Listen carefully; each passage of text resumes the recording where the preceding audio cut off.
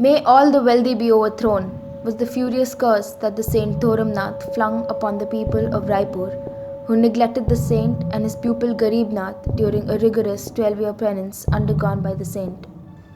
Raipur became desolate, buildings fell, and inhabitants fled to distant lands. Seeking absolution for the massive loss of lives, Thoramnath meditated on the highest peak in Kutch, called Dhirodhar, for another 12 years.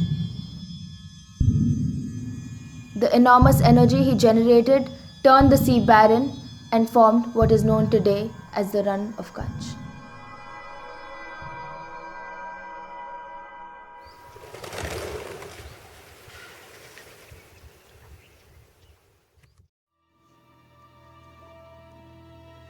An obscured, trodden path near the main gateway leads to an abandoned complex of buildings.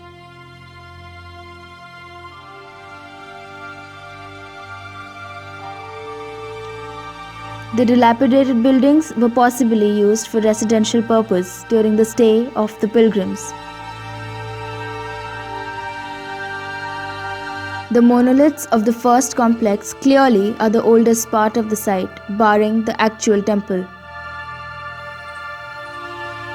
The unadorned stone treatment, bare utility of strictly Hindu elements, and dilapidation of the buildings indicates the antiquity of the complex.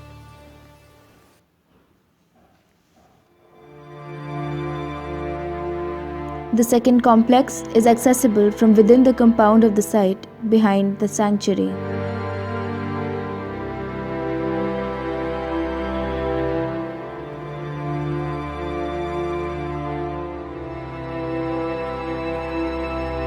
This Dharamshala complex is characterized by the colonial influence seen in its Palladian arches. The fusion of the foreign style with the indigenous character of the Jarokhas gives the complex a distinct identity.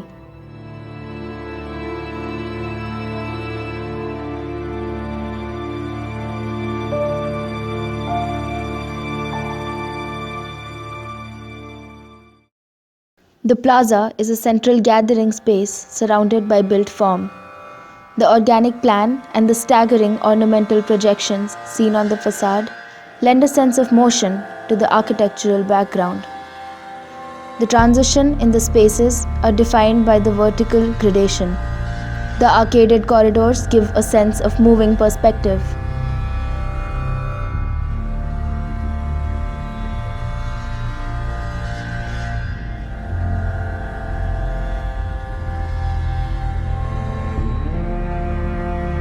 The pictorial representation and the sculptural ornamentation enhance the dynamism of the facades. The space serves as the focal nucleus of the site. A peer and a few jogis presently reside in this area. The peer belongs to the sect of Kanfatas or slit-eared celibate saints that are an integral part of the temple's legacy.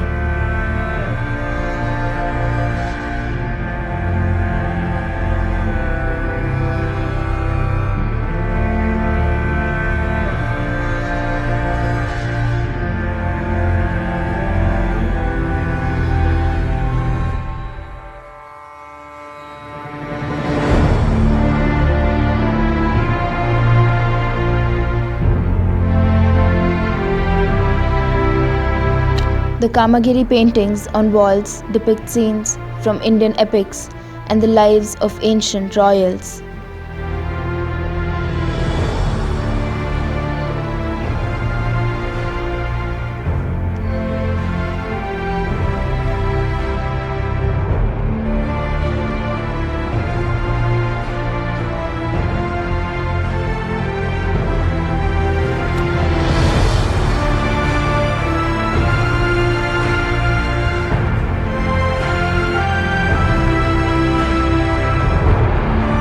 The plaza acts as a transition space between the compound and the temple court.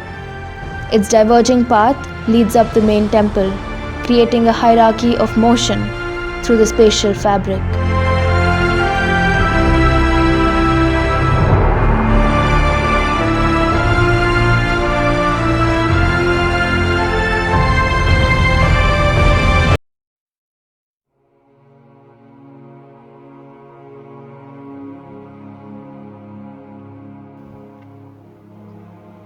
The temple court is the destination within the site.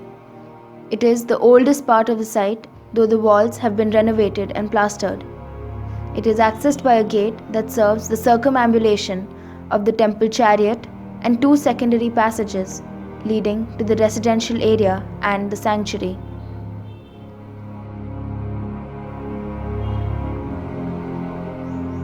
The main temple of Dhoramnath holds a reverent sanctity in the space it encloses. This is seen in the vertical hierarchy that culminates at the main anteroom of the temple, or the Garbhagriha.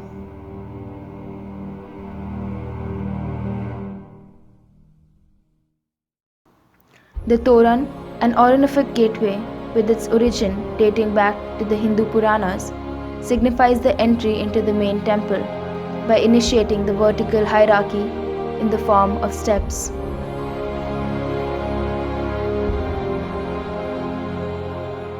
The scale of the gateway, or Toran, emphasizes the grandeur of reaching the destination of the spatial journey through the site.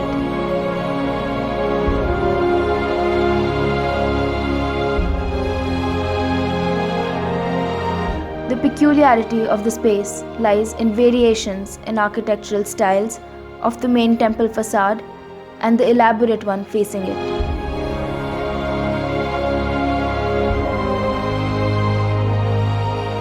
The space is unique in its religious manifestation of timeless architecture.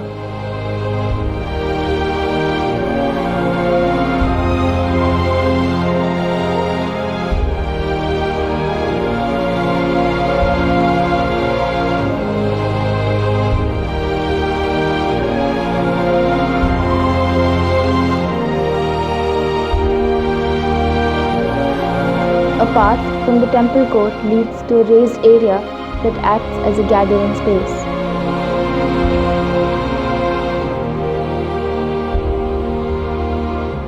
The architecture of the enclosure stresses upon repetition as the main visually emphatic principle. It focuses on rhythm created by deliberately repeating the forms, curves, and textures.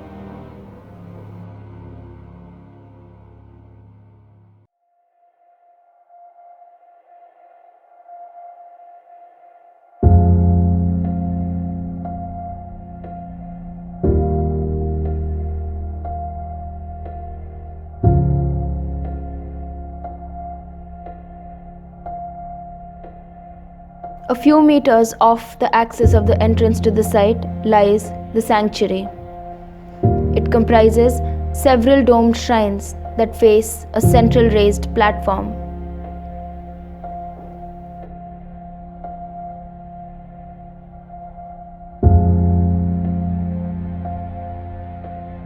It is dotted with hundreds of small stones painted orange.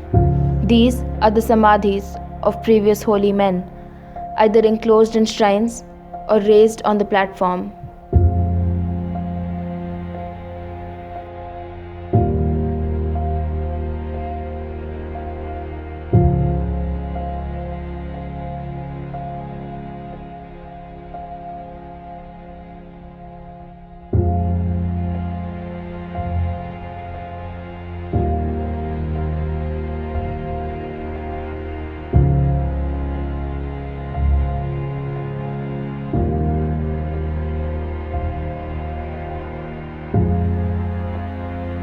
While the serenity of the atmosphere is similar to the rest of the monastery, the sacredness of this place gives it an identity unique as its own.